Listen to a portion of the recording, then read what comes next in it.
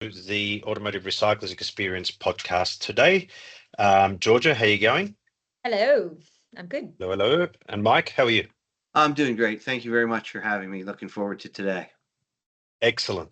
So, Mike, what we wanted to do is just throw a few ideas around and talk a little bit about the digital assistant world. Obviously, you know that we've created that digital assistant in ARI, or whatever you want to call it. And we've been deploying it. We've presented at a number of your profit team meetings over the last month or so. We've got a number of your customers or the members of your profit team peer groups that have signed up and using the system. And generally speaking, it's doing a great job. But we thought we'd get you on, see what feedback is coming through, and let's just open the discussion up because I know a lot of people are asking questions. It was the talk of the URG conference. I've got people messaging me on on Facebook, on the forum and other platforms. So let's talk a little bit about what you're seeing, Mike, and what the opportunities and challenges are. Let's talk about the elephant in the room too. Wow, look, it's really an interesting and dynamic time, Chris, and for everybody knows me knows that I'm an equal opportunity insulter, right? I mean, sooner or later, I insult everybody and every product in the industry for pointing out because with all good, there's bad, and realistically coming back in, you start to look at application of product. And at the end of the day, the truth of the matter is we're being third party feed to death on a lot of things. And when you start looking at the overall cost structure, you look at what's happening to the price of cars has been pretty stable, but the price of parts has not been stable. It's been coming down. That's are all Mhm. fancy ways of talking about margin compression. So when you start coming in and couple that with a fact that we're coming out of a high water mark followed by a softer period of time, there's a lag period where the sales staff is waiting for the good old days to come back rather than rolling up your sleeves and coming back in. That's a very fancy way of dancing around saying the overall aggression level needs to be tidied up on the sale of used auto parts in order to get us through a period of time where it's more challenging. At the same time, the overall workforce isn't quite what it needs to be. I don't have a big stack of resumes on my desk of people wanting to come to work for me and whatnot. So when you start looking and coming back up and in the world that we live in, you knew it was just a matter of time before some type of artificial intelligence, some type of a digital assistant was coming. So what you've created in Airy is kind of the natural evolution of coming back in. And when you look at it objectively, Airy is at a bare minimum checks all the boxes. It gets the customer's name, it gets their phone number, it finds out where they're calling from, it gets the basic information out of the car about the car. It asks a few qualifying questions to the customer and basically gets all the information to tee up somebody to do some follow up to come back in. And if the truth be told, all of us have been in a situation in our lifetimes where we would have settled for a warm body that we could plug in to just at least answer the phone, right? One of Mm. the numbers that we don't really talk about a lot, but what area is really bringing to the forefront is your dropped percentage of phone calls. How many times are the customer calling you and hanging up before they actually talk to you or get to a person or get to an answer for something back in? And look, I get all the stories, all they'll call back, and you know what? Sometimes they do, but sometimes they don't, right? And look, we gamble enough as this is. I want more sure bets of coming back in, and I'd much rather be on the hunt than the fishing component of just waiting for it to happen Mm. and come in. So you have some things to start coming in. You also start to look at this and say that we're not far off in a world where so much of what we're doing is being digitally processed that this is a learning step in the curve to moving to a fully animated or automated ordering system process that revolves around an ARI taking the phone call, accessing the computer system, using some of the potential algorithms on pricing and the tiering duplication. It can do, well, these are all just rules that you set up to coming back in. And a lot of those things ultimately just force us into how are we going to teach somebody how to be a salesperson, except doing it in an AI fashion to get the consistency and coming back, right? So I think that Yeah. really is the backdrop of what it is that we're doing. So from a technological standpoint, it checks all the boxes. It's spot on. Love the idea and concept. But the truth of the matter is that doesn't necessarily implement the way that it is, because a lot of what we talked about was futuristic. What's not futuristic is capturing the information. But you can come back and you can do as I was kind of doing some homework for this and looking at it, getting some examples put together and coming back in, because you said what's your feeling on it? Well, it's brand new, right? New shiny objects coming out of the toolbox are really cool. There's some Hmm. really people that are early adopters out there. There are some people who may have very high call drop rates that are just desperate for someone to answer the phone and come in. There's a mirage of reasons of why I would need this as an add-on to my business where it could really help me.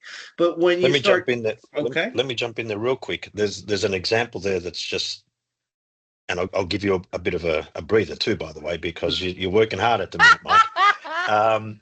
So there's an example where a customer had two of their sales, two of the four away on a day, and they were stuck. They said, we need to switch her on during the day because we need to pick up those calls. And, the digital assistant did an amazing job, prepped all of the quotes there. The challenge, Mike, is what do I do now? I need to call these people back, and I've still got phones ringing, right?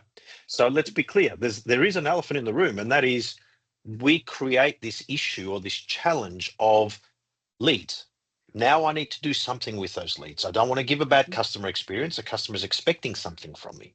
Now, yes, we're working on different things within the system to help a salesperson actually respond Yeah. and prioritize those leads. But yes, we've created something that hasn't existed in the industry to date because we don't know how big the problem is. We don't know how many calls we're missing over a weekend, really, and how many of them are worthwhile calls. mhm. So there are things that you can do with the agent, with the technology that will actually help.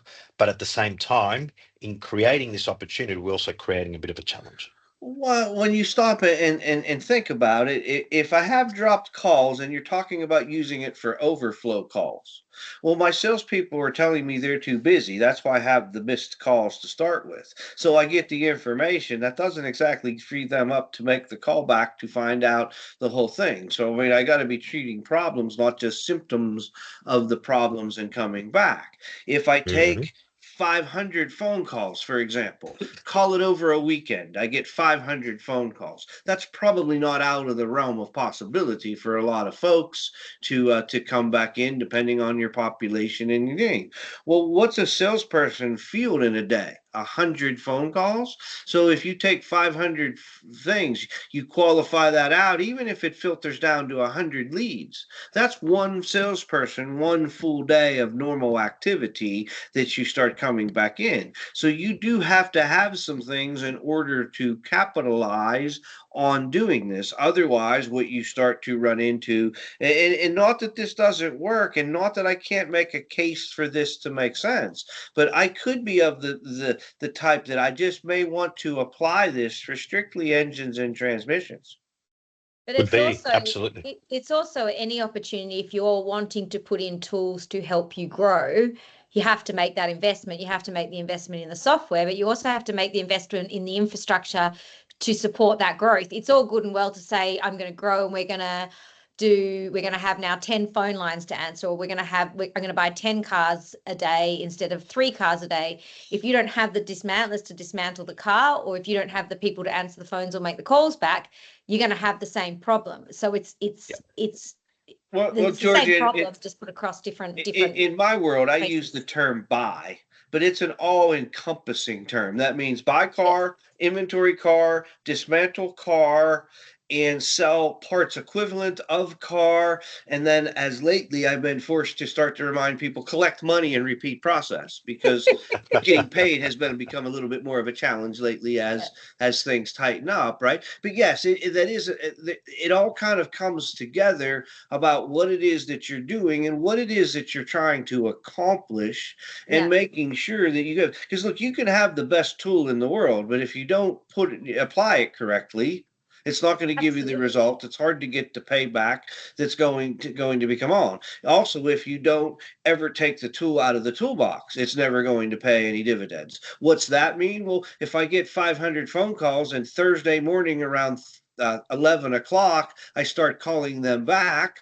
Well, that was an epic fail. The messages are 3 and 4 days old at that point in time. So you start to need to make sure that, to really do this and do this correctly, you have to have a way to measure it, right? There's a lot of things that you have built into your dashboards as far as moving the calls around that allow a certain amount of trackability already put in there. So statistically, you can look and see, because I mean, look, I'm not opposed to spending money.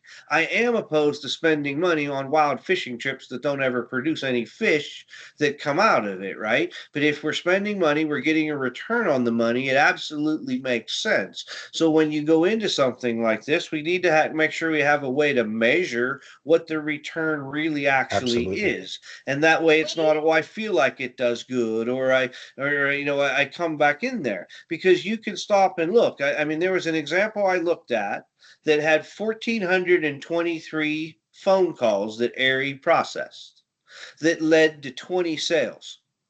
On the surface, that doesn't sound very good.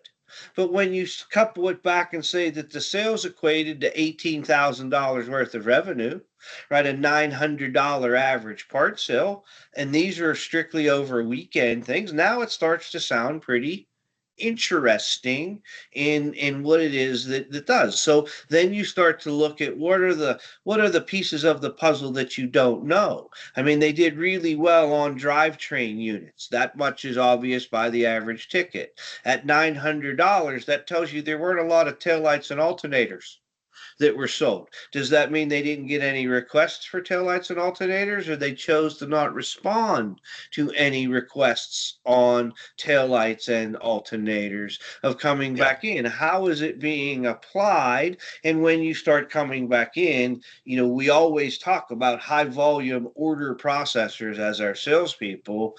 Then we do everything we possibly can to force them into being higher volume order processors by what we push on them. So let's just expand on that a little bit. So what the cost of those $18,000 worth of sales, what did RE cost them for the month?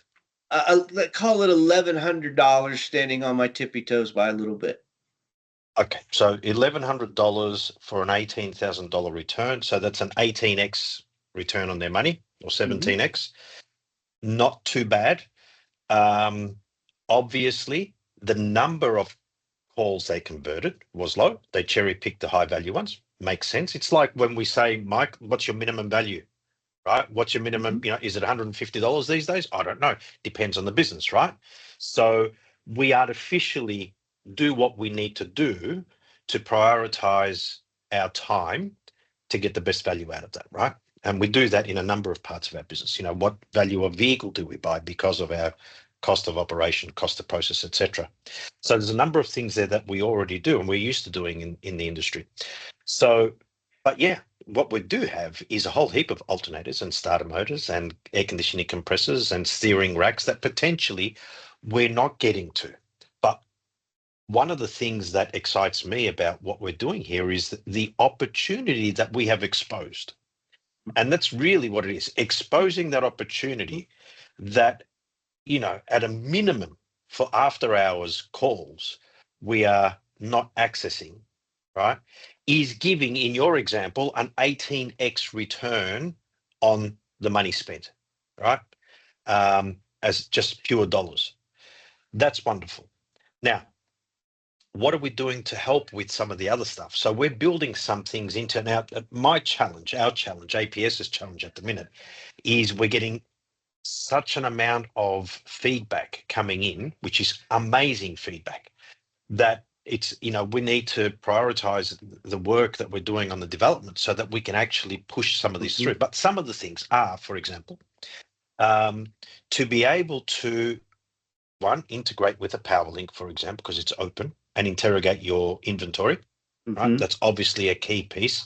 And I'd say in the next 2 months, you will see some significant advancements in that inventory interrogation by directly feeding into that inventory in PowerLink, and potentially via the T4 report on Pinnacle, but that's a bit more manual, as you know. So that's the first thing. The second thing is, how do we respond to some of those lower value parts without just throwing them out the bin? How do we respond to those quickly and accurately? So we're building, for example, into it an ability to say, okay, we know you've got 3 of these alternators. They're only $100 each, right? And you've got 300 calls to follow up on, of which 50 are engines and gearboxes. We want to focus on those 50. So for these lower value items, how about we say, yes, available, tick box, value, we've already got the value, $100, send text, bang, gone, right? How can we, for example, say if the customer said, I would like a callback, fill that, just yes, available, $100, callback. Ari calls Mike back and says, hi, Mike, this is Ari from Mike's Auto Parts.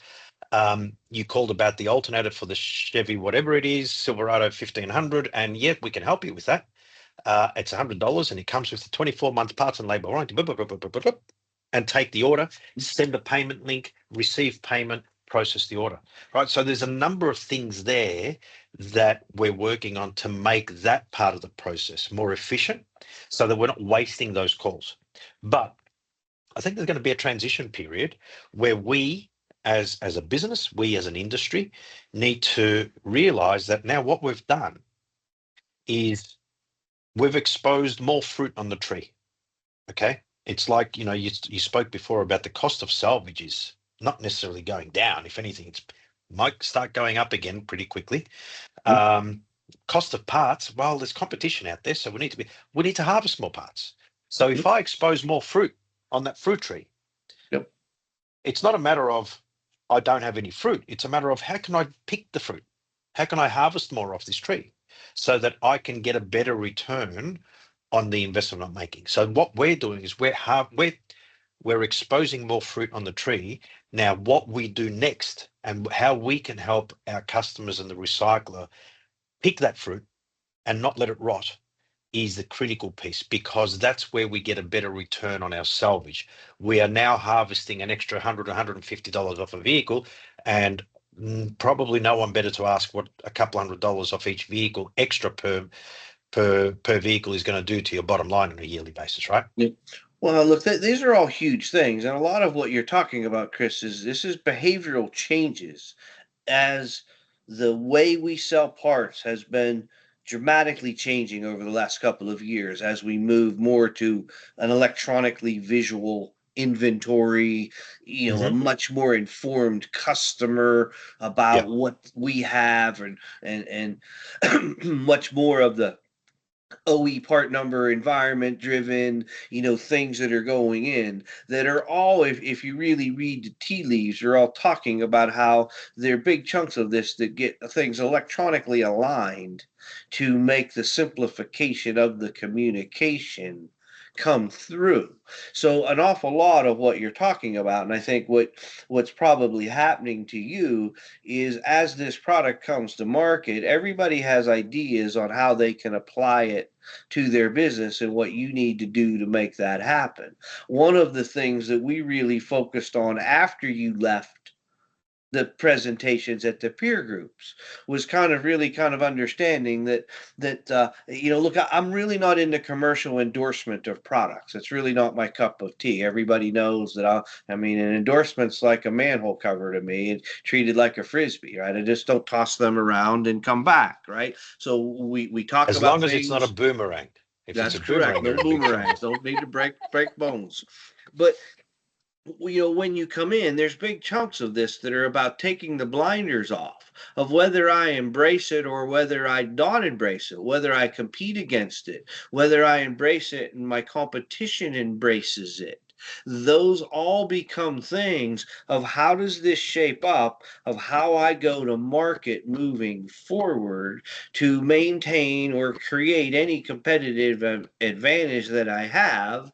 When you look at the peer groups, most every single person that we talk to is being mandated by the numbers that they need to sell 2 more parts per car than what they're currently selling.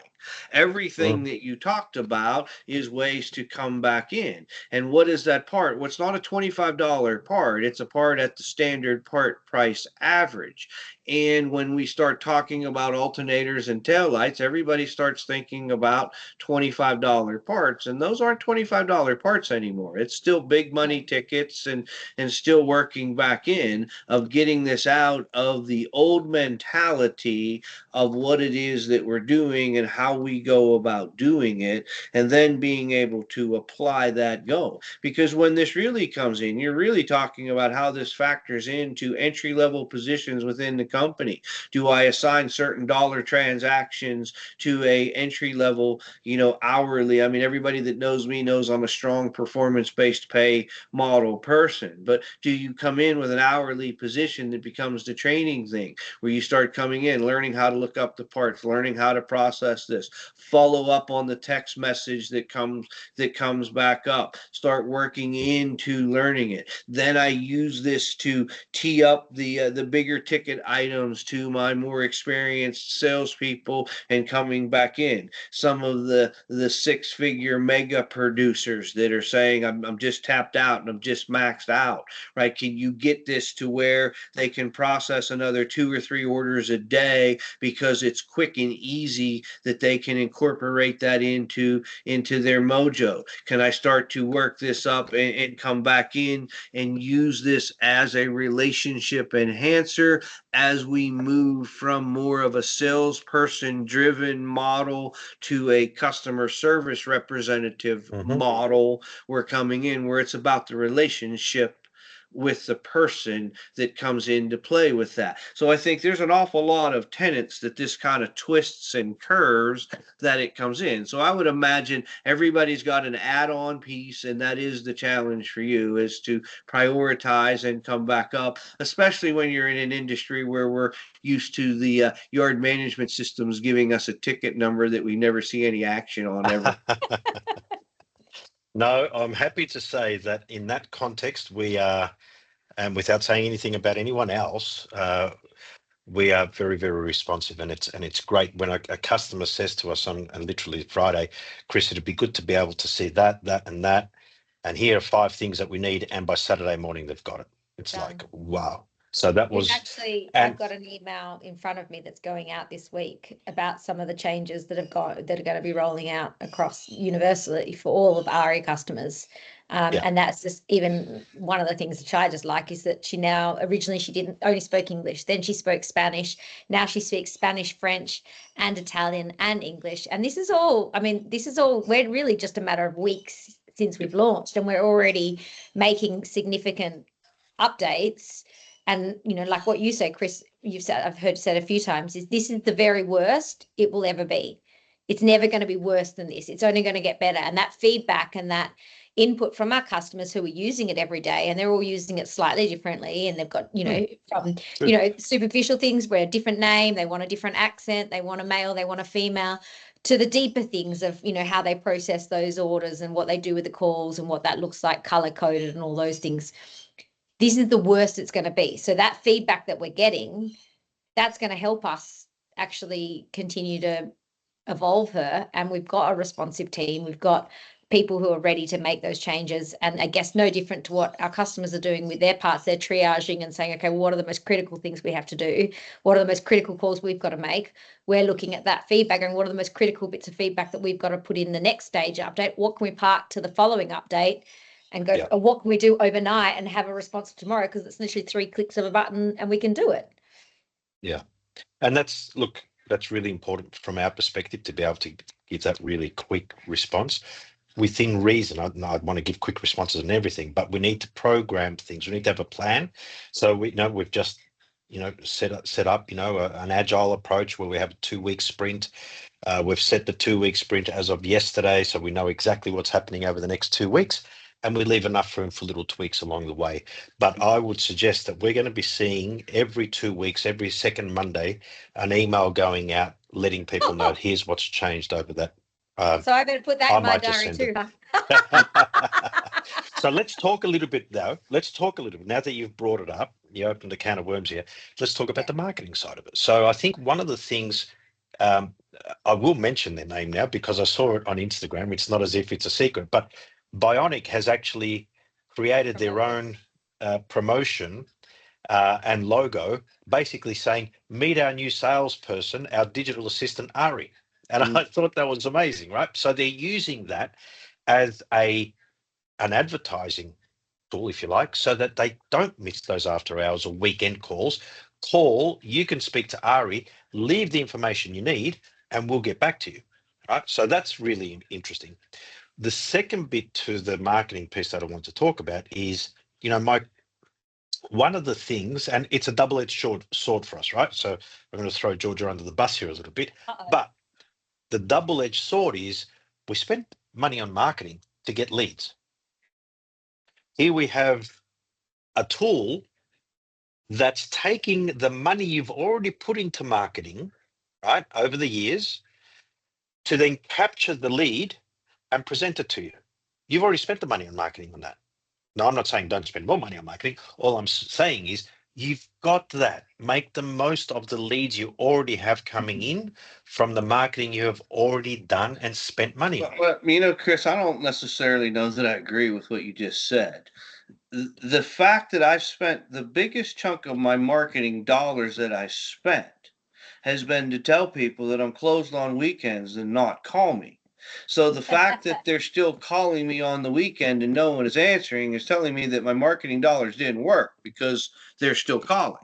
So from that standpoint, I kind of challenge to say that maybe this is picking up on people who I'm missing the mark on with how I'm marketing or how I'm advertising or how I'm targeting that to come back in, because they obviously aren't getting the message that I'm closed on weekends to start with. It's either that, Mike, or we're not getting the message that some people can't call during the week. Yeah. It's probably a bit of both, right? Well, so where do we need to be? Our customers where they are as well, and if we can give them, but if we can give them a solution, like if we turn we always talk from a marketing point of view about what's our customer's pain point. Let's not, we don't need to just go in and ram what we're doing down our customers' throat, because that doesn't resonate with them. They've got a genuine problem and we need to tell them that we can help them solve their problem. If they're calling on the weekend, and you know what, we're not open on the weekends, but we can give them a short-term solution which says, tell us everything you need. We've got you.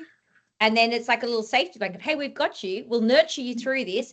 And on Monday, you're going to hear from someone who's going to call you back with the part. Now you can go and enjoy your weekend. Yep. And you know what? We've got you. We'll see you on the weekend. Yep. That's building that relationship. Next time they may call during the week because they go, gosh, they were nice, but they called me on Monday morning and I know that they're available on Monday. And then next time they call back because they go, you know what? You guys were so great last time. I had a really good experience, a really positive experience.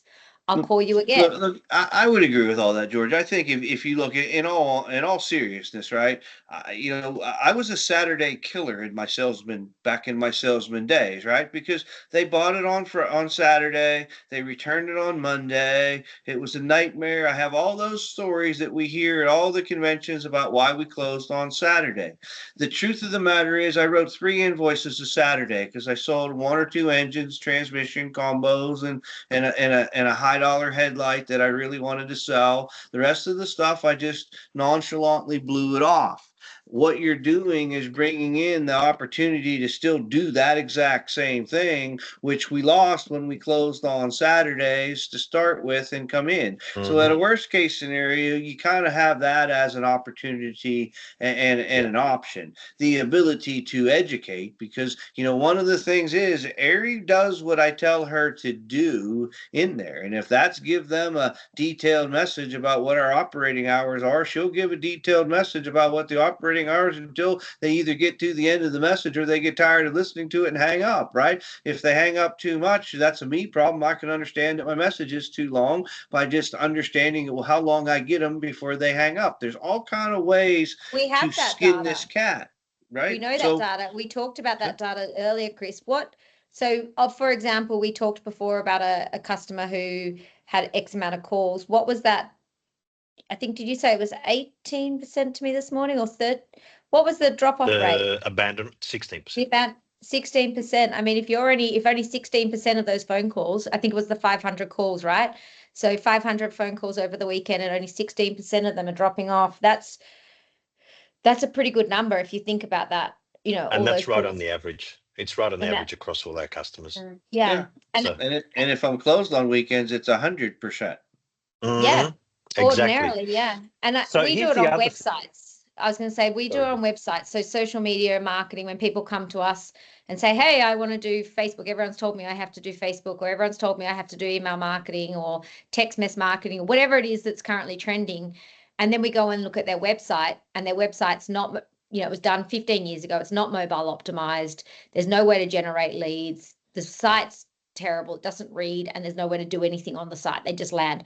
We call that the lemming effect, right? The little lemmings run along the thing, and then they get to your website, and you pay all this money to get the lemmings to your website, and then they drop off because there's nothing to do. It's the same with phone calls. If you're marketing and you're saying, call us, we're the best ones, and they call and no one answers, you're losing those lemmings. And that's what's happening on the weekends. So we're giving them a way to generate leads, whether it's on a website, whether it's through ARI or whatever it is. And now it's up to the recycler to identify how they're going to manage those leads. What are they going to do with this problem, with all these leads? They've created the problem, Chris's favorite term. They created the problem. What are you going to do now, guys? How are we going to solve it? You're going to make some money. Here's something that a couple of our customers are actually going to start putting in place as of this week. Because they're getting so many calls on a Saturday and Sunday, Saturday's a big day, they're looking at asking one of their team to be on standby. So I want you to check the control center at 11 a.m. every 2 hours, 11, 1, 3, 5, okay? And possibly later. But ultimately, if you've got someone in your sales team that's eager and wants to earn more commission, is prepared to be there on a Saturday, don't have to be there all the time, because what we can do is we can just get the email to go to Mike, who's on call on Saturday.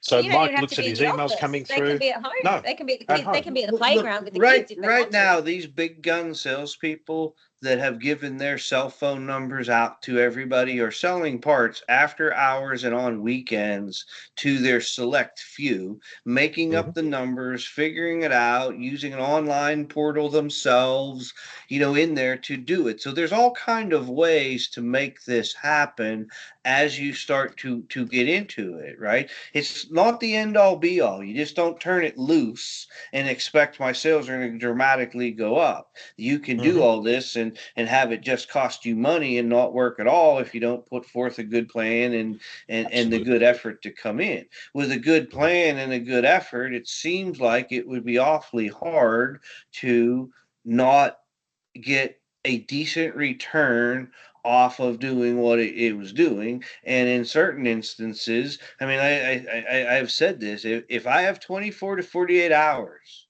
and I have to get someone to answer my phone because I have 2 of my 4 salespeople that are off or, whatever, I'm in a serious amount of trouble. I can't come up with people that fast. I can at least use something like this that comes in that will hit the basic boxes and come back in and allow me to be kind of scampering through with some form of a plan of how I get kind of caught up. But if I just do this thinking that it's it's the greatest thing ever, I'm probably in for some disappointment and a shorter subscription.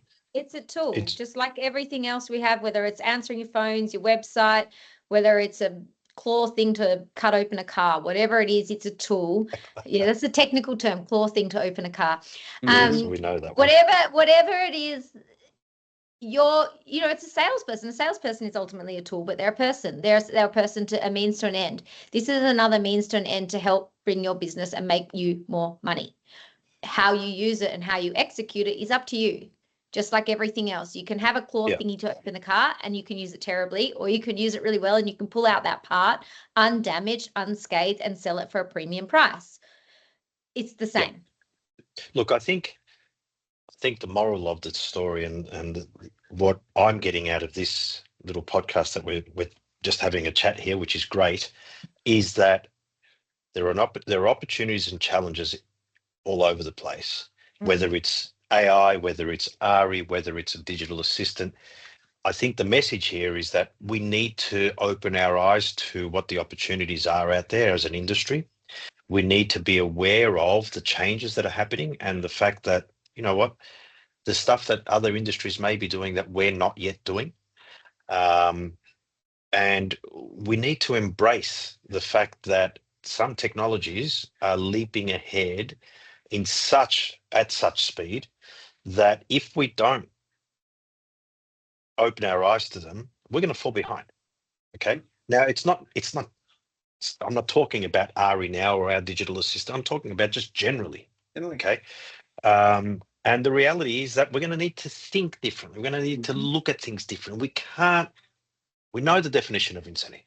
Doing the same thing over and over again, expecting a different outcome. It ain't going to happen. So we need to think different. We need to act differently. And we need to sort of start having these discussions, Mike. And this is why I wanted to have this session, because it's about getting our people, our industry, our friends, our customers thinking that way. And we need to do more and more of that. Look, some of this, I have to start to have some honest thoughts and discussions about who my customer is, right? If my customer is a bunch of folks that are my age, right? I'm 60 years old. I'm really not all that hip and talking to ARI. Give me a full heartbeat person in the deal. That's what I'm used to. The younger you get, the more they don't want to deal with a 60-year-old cantankerous old goat that's going to know everything and be snappy at them because they didn't have the VIN number and they said it was a 27 whenever it was only a 26. You wouldn't be snappy, Mike, surely. You would have been the most patient of people. I don't believe it. Right. But I mean, when you start coming in there, you have to understand if my customer is going to be put off by it, it's not going to work. If my customer, as it becomes more millennial and it transitions and it starts to work its way in, what segment of my customer is it for? Which salespeople are going to not work well with this? A salesperson can make ARI look really, really bad by not converting any of the sales or coming back in. A salesperson can make ARI look outstanding by working really, really hard and digging down in there. You have the potential that a salesperson may want to do nothing but ARI calls. In other instances, they don't even want to touch ARI with a 10-foot pole because she's the devil of there and the death of me and separating my customer. And no matter what you do, it is about looking to the future and how this is going to spiderweb its way through the entire industry. I mean, I've said this. My 4-year-old granddaughter, by the time she's 18 years old, if a real person answers the phone, she's going to be absolutely stunned and flabbergasted, isn't it? She'll be more apt to hang up because she doesn't know what to do. She's more used to dealing with the computer and the whole thing. That's the reality of it. And so whether you want to accept that, how you want to accept that, how you want to move forward has a big impact on what really is going on. And like I said, whether I embrace it or not, whether someone else in my market embraces it or not, I'm going to have to deal with it to some way, shape, or form. There are things within the industry that make me think that there are some folks that are pretty far along on some things that that they have going. And to your point that you said, this is a fast changing pace that we have as auto recyclers who are always 10 to 15 years behind on technology aren't going to be that far behind on this, because some of the things with the cost, with the development of it, the way that it can be slightly modified and it will work for multiple industries is going to come back up. That these are all things that we're going to be really forced to be looking at and how we're going to work it and how we're really going to use it to expand, because at the end of the day, I'm only here for one reason and one reason only, and that's to make money.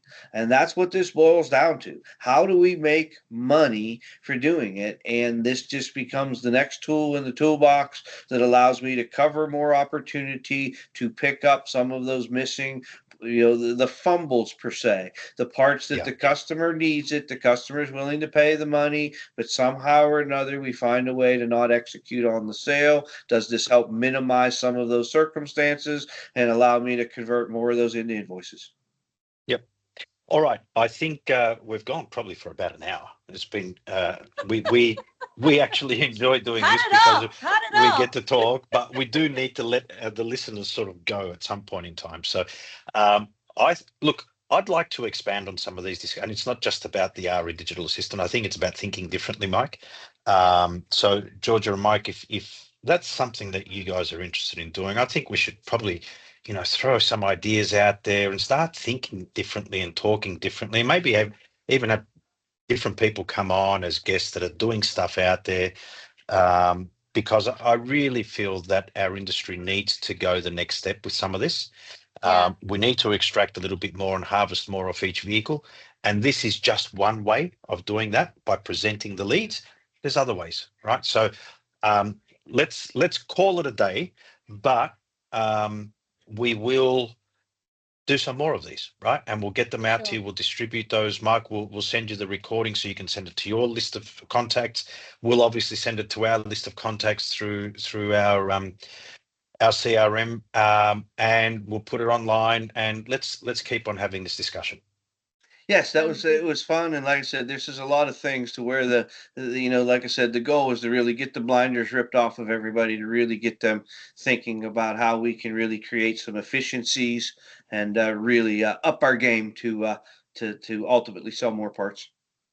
Excellent, Mike. Thank you, Georgia. Thank you. Always a pleasure. Pleasure. Bye.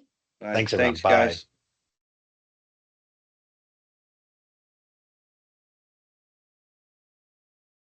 Have you finished the recording? Oh.